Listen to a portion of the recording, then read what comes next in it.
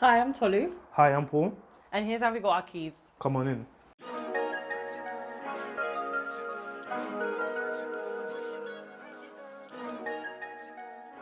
I'm a portfolio analyst, And I'm an accountant. and we bought our house in South Ockenden. It's a 3-bedroom end of terrace, and we bought it for 320k. Do you mind showing me the favourite room in your house? Yes. Sure, I think our favourite room's our living room. Come on in. So what inspired your decor? I think we were definitely inspired by our artwork piece. Definitely like the greens and the colours and the neutrals. So we decided to mirror that in the room. Oh, so how much was the deposit? The deposit was 35,200. Okay, and did you split that between the two of you? Yeah, that we was a 50-50 split. So when you buy a house with a partner, you can either enter a joint tenancy or a tenancy in common. A joint tenancy is where both of you own 100% of the property, and if one of you passes away, it would automatically go to your partner. Whereas a tenancy in common is where you decide the percentage split between both of you. So it's a bit more complicated. We decided to go for a joint tenancy because it works for our circumstances. So what's the best purchase that you've made for your house so far?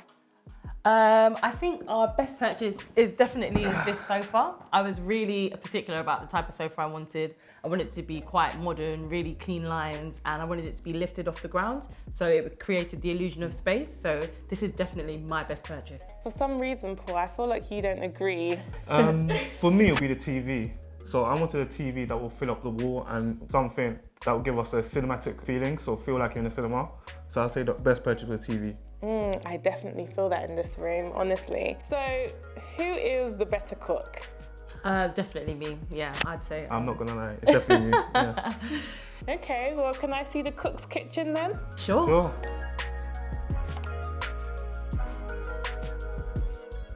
Welcome to the kitchen. Oh wow, we're stunning in here. So what Thank you. changes have you made in here then?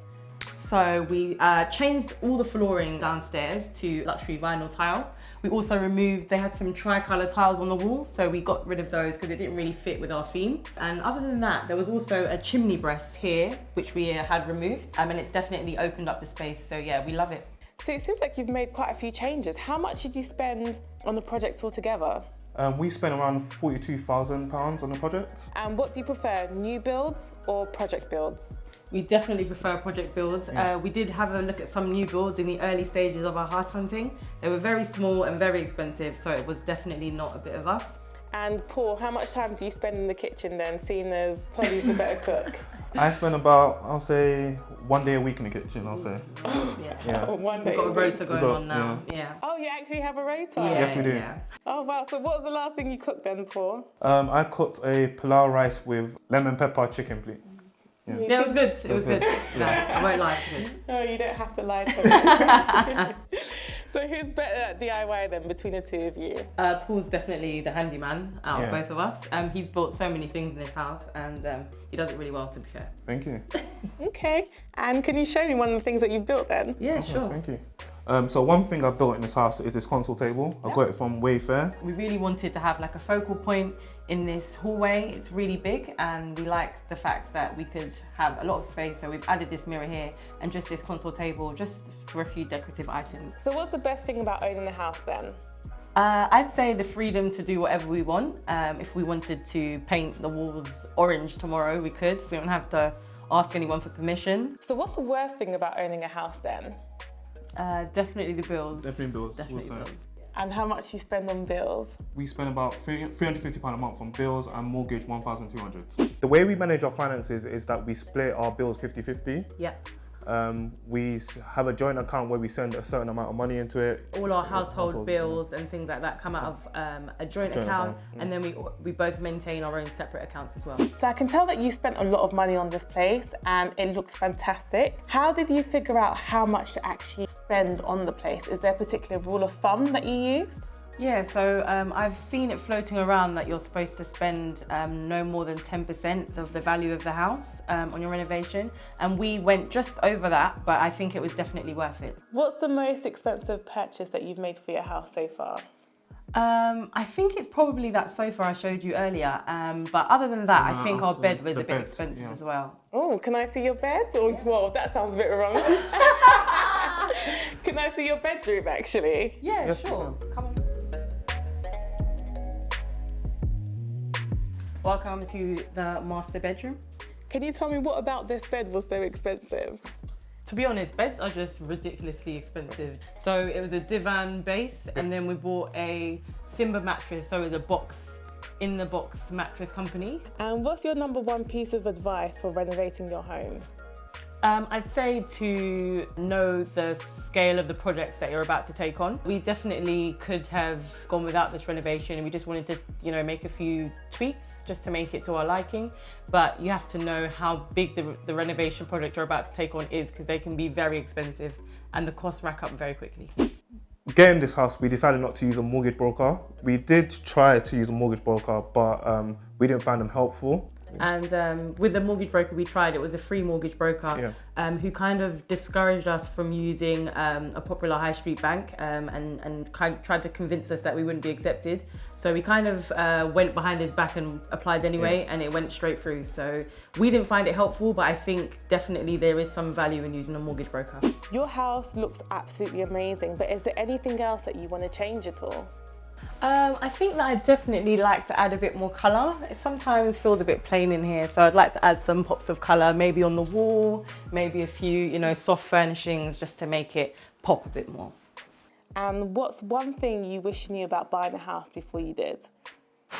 I think we wish we knew about the extra costs that you have to pay, soliciting fees, stamp duty, and things like that. Those racked up quite a bit. I think we spent about 3K on those, so it's really important to budget for those, I'd say. So for our mortgage deposit, we cut down on a few luxuries. So we didn't go on holiday for about two years, any grand holidays. We did a few Europe trips. And also we didn't eat out as much as we used to, so we cut back on a few things, so that definitely helped. And also it was within the pandemic, so we weren't traveling for work, so we got a few savings there as well. Also, we individually both had a LISA account, and we saved for a total of 3 years each, and we got extra 1,000 government bonus for each year. In total, we received £7,000 in government bonus and also in interest. So I know you spent a lot of money on this house, but have you made any money on the house so far? Yeah, we actually have.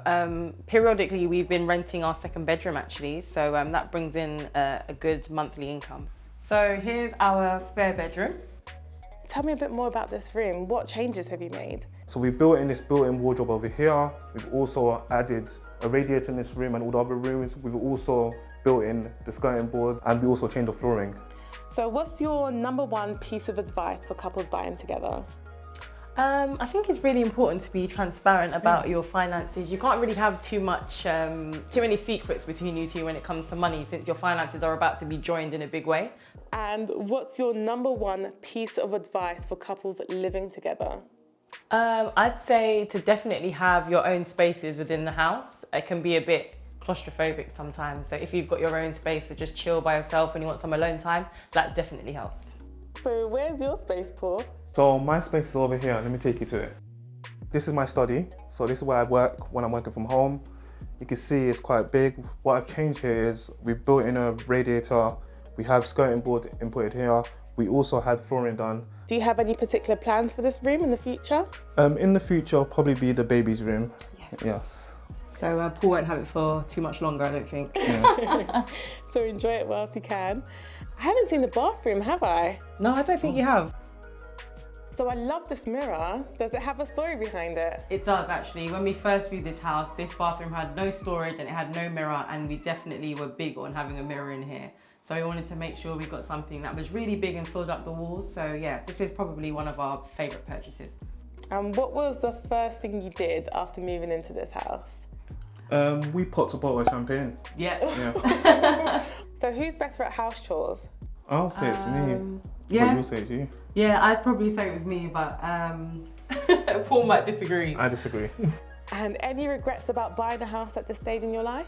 No, none whatsoever actually. It's been a really good investment, I think, and we're really happy with what we've done. For my advice for people buying with a partner is to really think about if that's the right thing for you to do as a couple. I think we had some back and forth about whether we wanted to buy individually or buy together. But in the end, buying together won, and it's worked for our circumstances. But it might not be, suitable for every couple. So it's quite a big commitment. So it's really important to think about And also living with someone else is also a big commitment. Yes, it's hard. We found it's hard. Yeah. It's a bit different than living by yourself. So we get on quite well. So it's not too difficult, but it's also something to think about. Thanks for watching How We Got Our Keys, and if you enjoyed, like and subscribe below. And if you want to see more videos like this, then click Subscribe here. up above. No, subscribe Click up is on it. down. Oh. Thanks for watching How We Got Our Keys. If you enjoyed, please like and subscribe below. And if you want to see more videos like this, then just click one of the links above. Bye. Bye.